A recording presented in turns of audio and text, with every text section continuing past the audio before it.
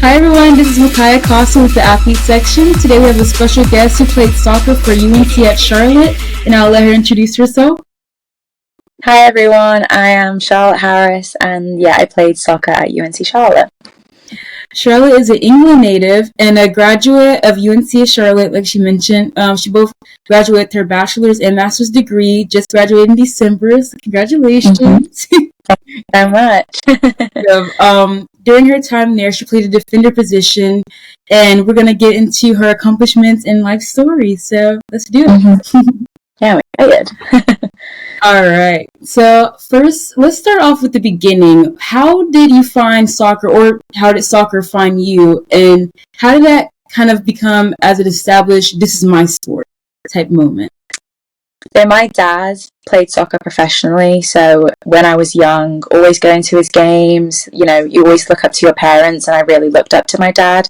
Loved going to his games, loved being like a little mascot on the side. So it's honestly just been my whole life for my entire life. So he never forced me or my brother or my sister into it, but we just kind of got into it because it was his passion. So I've been playing soccer since I was probably 3 years old, as early as I could. And whilst I did other sports growing up, soccer was the one that I really enjoyed the most and felt like I had the most potential in. Nice. And you mentioned your sister. Does she still play soccer as well, or is she older, younger? So my sister doesn't play soccer anymore. She did when she was little, but my brother plays soccer professionally in England. So me and him kept playing, and then my sister plays netball, which is like a popular sport over here in England. So a bit of athletic family, but me and my brother continued playing. That's so cool. Where are you in the sibling rotation? So I'm the oldest, but I was born 2002, my sister's 2003, and my brother's 2004. Oh, wow. So back to back. Yeah, literally super close in age, but it's really good because we have such a good friendship because we are all so similar in age. Wow, that is so neat. It's definitely a nice bond between siblings who are, it can go between a stretch in age gaps as well, but definitely the ones who are closer in age, you usually find yourself kind of befriending them a little bit more. Y'all can relate to each other a little bit better, so that's really neat. Yeah, it was a nightmare when we were growing up, but now that we're all older, we're like besties, so it's okay. I feel that. That's so cool though. Wow. So what caused you to come to the States and play soccer for college? How did that whole process go for you, reaching out to D1 coaches and just kind of like narrowing down the colleges you wanted to go to, or even coming to the conclusion that you wanted to play college soccer?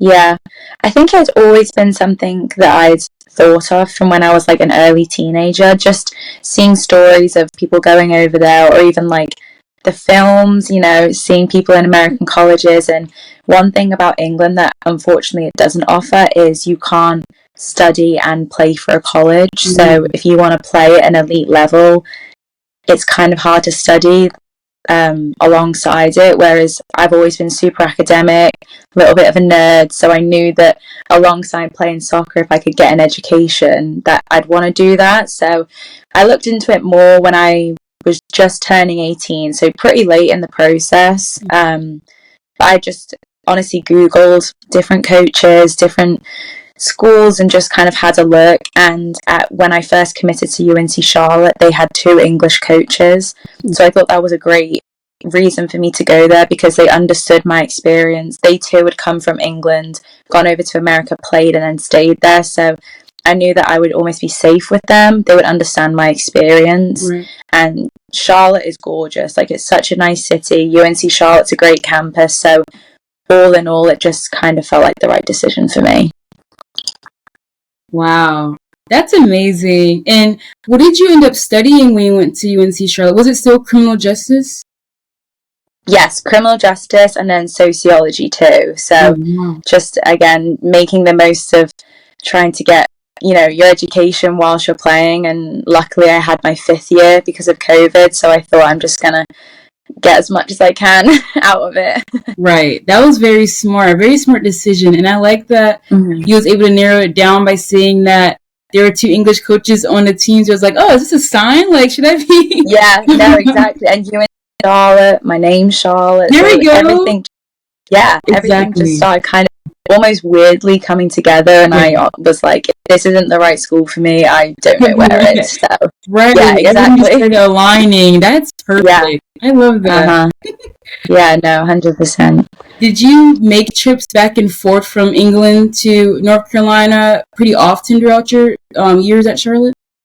Yeah, so I was lucky that for the soccer season, it goes from August to November, so I could come home at Christmas for a little bit, see my family, go back over in the January, and then obviously have like the normal 2 months for summer off. So I spent about 3 months of the year at home in England, which was nice. And then my family loved traveling, so anytime they could, they would come over and visit me. My mum loves the sun, so sometimes she would literally just come over for a couple of days to visit and, you know, see a different place. So yeah, I still got to see them a lot, which was good.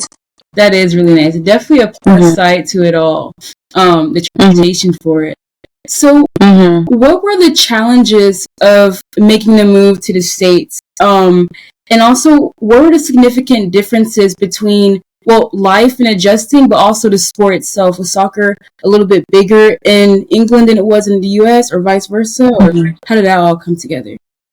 I think probably the main challenge was I moved over in August 2020, so the height of COVID. So it was difficult coming to a new place, wanting to socialize and lean on people, and obviously there being so many restrictions in place, and even how sport was. So for example, we would have to train with like masks on, so like training in 90-degree heat with a mask on, when in England it's only like 60 degrees. Like I was sweating. I was very, very hot.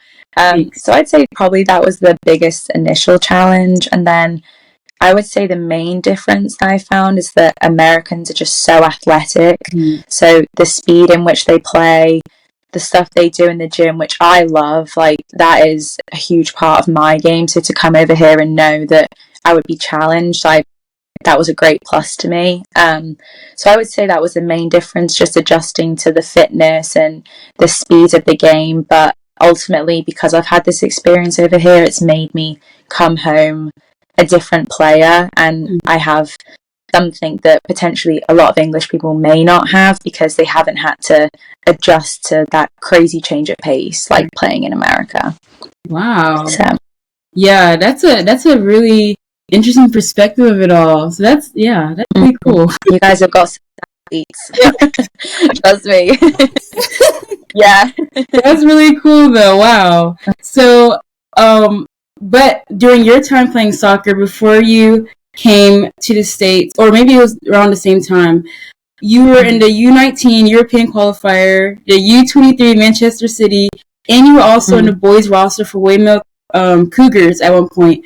Walk me through all of those experiences. How would you qualify, your mindset during those qualifiers, and just how it became a big, I guess, spectacle in your life to kind of produce you to the player that you are? Yeah, I think, again, growing up with my dad playing, always idolizing him, that always made me want to work. And where I live in Weymouth, there was no girls' teams, hence why I had to play on the boys' team. So I think playing with the boys when I was younger made me tougher, and also made me feel like I had something to prove. Being the only girl on the team, it gave me that motivation to want to prove people wrong and show people that girls can play at an elite level and it's not just a boys' sport. So I think doing that when I was younger and playing with boys was one of the best things I could have done. I got to get coached by my dad, his knowledge in soccer is just amazing, and he was a great coach whilst playing with boys. And then I think that prepared me to go on and play at Manchester City and Wales, because I had played against, 6-foot big boys.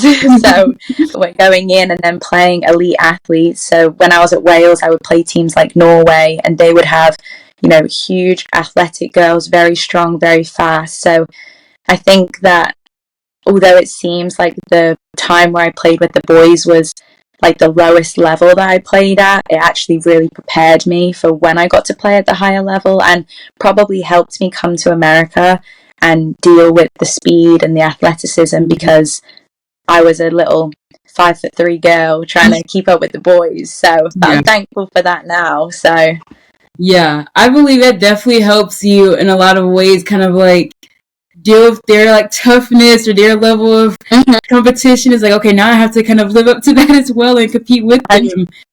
Yeah. Wow. Yeah, because I played with them from when I think I was 10 to when I was 16. So when I was 10, it was pretty even, and then started getting like 14, 15, 16. Yeah, I was like, okay, this is difficult now, but that's exactly what I needed, like a good challenge. Yeah, a good challenge is definitely a great aspect of the sport as well. To help you grow, get outside of your comfort zone. So yeah, exactly. That's great how it worked out, though. And what team did your dad play for? So he grew up in the Liverpool Academy over in England, and then he played for teams like Leyton Orient and Chester, before then finally playing for Weymouth, which is where we settled down here. So at the end of his career, he finished here, and we've been here ever since I was like 4 years old. So wow, I love that. Yeah, that's pretty cool. So now that you're in post-grad, how is life after graduation? I graduated last May, and I'm in the post-grad life now. How is it for you as an athlete, finishing up your studies, finishing up your second degree, and now kind of settling back to the normal life of outside of college? Yeah. Well, congratulations on graduating first. Thank you. Yeah, I'm fortunate where hopefully I can play professional and continue playing soccer, which I think definitely helps with my identity, that I can hold on to playing soccer for a little bit longer. But it definitely has been difficult being almost solo versus a team. You know, you're with your team for 4 or 5 years and it's a place of comfort. So it's definitely been an adjustment not being in around the people that you care about and in facilities and, you know, places that seem familiar. But I'm also really excited for what the future holds. And again, playing my 5th year at Charlotte, I feel like I squeezed everything I could have out of college athletics, which I'm really grateful for. So yeah, figuring out what I want to do, but hopefully it's still something involving soccer. Yeah, I feel that. And what ultimately made you decide to major in criminal justice and sociology? I'd always been really passionate about social justice. Just firstly, I like love the law. I love the legal system. I love everything that has. But I particularly love like advocacy. So I always kind of wanted to have a role where I could help people that may not be as fortunate or have been in tricky situations. And especially during the time that I came to America in 2020 with everything going on with COVID and George Floyd and, you know, many social justice issues that came up, I thought this is the perfect time to study and learn more about it. And, you know, if there's anything that I can do to help or aid people in those situations, whether it's working in the criminal justice field or working in a social field like sociology and being of support, I think I just recognize how much privilege I have, and if in any way I can use that privilege to advocate for people who don't have that same privilege, that's just something that I've always been really passionate about. Wow, we definitely need more people like you in that system. So I'm rooting for you for that. America, join me. Let me know. I love that. I'm definitely rooting for you. I think you're going to do an amazing job. I can just tell that you're very passionate about it and take it very seriously. So I'm excited to see where you go with that. Thank you. You're welcome. So what were your top best moments on the team during your time at UNC at Charlotte, but then also just on campus in general? What were your best moments, funniest moments, all of that great stuff? I think my funniest and like best moments with the team is just the travel, like getting to go to new places. Like before the games, we go to the beach, or honestly, the funniest thing about traveling in college is you are just so delirious and tired that the things that people come out with when their brain's not working after like a 3-day trip in Texas, like just so many memories of being around your best friends in new places and, you know, I think obviously the wins on the field that we had were amazing. We had this one year where we were complete underdogs and we were the 8th seed and we beat the 1st seed in the first round of the tournament, which no one expected. I remember playing and watching all the goals go in and I was like, what is going on? Whoa! So yeah, honestly, amazing moments both on and off the field. And I was just really lucky to have an amazing group of girls around me. I've made best friends for life, so the amazing experiences wouldn't have meant as much if it wasn't with people that I value in my life. So just being around my best friends all the time, especially when they're delirious, you know. Those are the best moments. Exactly. Wow. What are some things that you enjoy doing outside of soccer? What are some that kind of puts your mind at ease, that you can kind of step away from the sport for a little bit, or from working, that you just go to every single time to enjoy life for a minute? I love the outdoors. Like, I love being out in the sun, or I'm a huge walker. Even running, like, I know that somewhat relates to my sport, but sometimes if I'm feeling stressed or just kind of want to have some me time, just going out on like a super long walk or a long jog, something like that, just reconnecting with nature, honestly. And UNC Charlotte has such a beautiful campus that there's so many areas to do that and just take time for yourself. And then I just love being around people that I love. I have an amazing group of friends, a boyfriend who I've been with for 3 years who's been so supportive, and then we have 2 dogs who are just like my children. So, wow. People that I love and people that, you know, I can talk about soccer with if I need to, but they also understand, you know, if not everything's going great at soccer, they're like, right, let's not talk about it. You know, you're more than just a soccer player, so I really appreciate that too. Yeah, those are the best relationships to have. We all can kind of understand each other, come to agreement that, you know, sometimes I need my space, sometimes I needed some time away from thinking about it, but you're there if I need to talk about it and hash it out. Yeah. Yeah, no, definitely. Does your boyfriend live in England with you, or is he in the States? He's in Charlotte, so yeah, I just home. So at the minute, but yeah, he's got an amazing job in America, and he's super supportive of me trying to make it over here. You know, both young, so just kind of working at our own ambition, which I love, that he's doing his own thing and I can pursue my own thing, and just, you know, be independent whilst also leaning on each other. Yeah. Are y'all gonna kind of visit each other back and forth every once in a while? Yeah, totally. I mean, he loves England. He's come once before, so I think he's just texting me like, when should I come? When's the best time? Exactly. So hopefully he can come, and then I'll go over in the summer too. So it'll be nice to kind of spend time with each other, and it'll be more special too when you only have a certain amount of time with each other. You know, whether that's your boyfriend or friends or anything, you know, it's more special because you just have to take it for what it is. So make the best of that time. Yes, 100%. Yeah, that's pretty cool. Yeah. What is your one favorite thing about England, and then one favorite thing about living in Charlotte? Oh, that's so tough. I would say where my family live in Liverpool, it is such a community. Whilst I love Charlotte, there's people from everywhere, which is also a positive of being there, but it's also nice to go somewhere and you just feel like it's home because everyone's from there. Everyone has like this shared culture, which is really nice.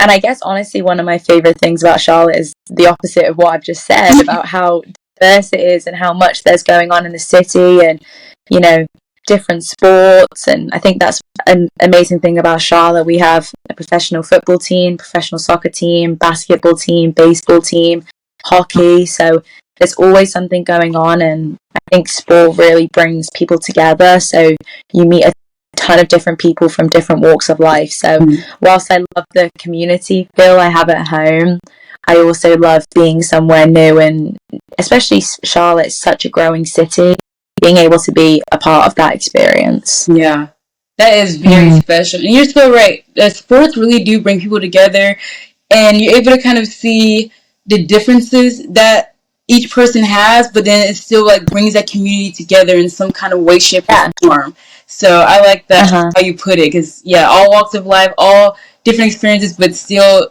a common ground within that. So that's no, exactly.